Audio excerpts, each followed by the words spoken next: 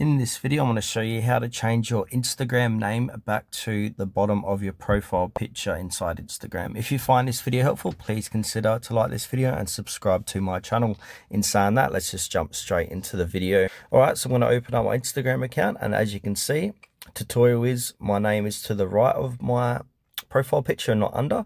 So the way to put your name under your profile picture is first we need to go ahead and click on edit profile.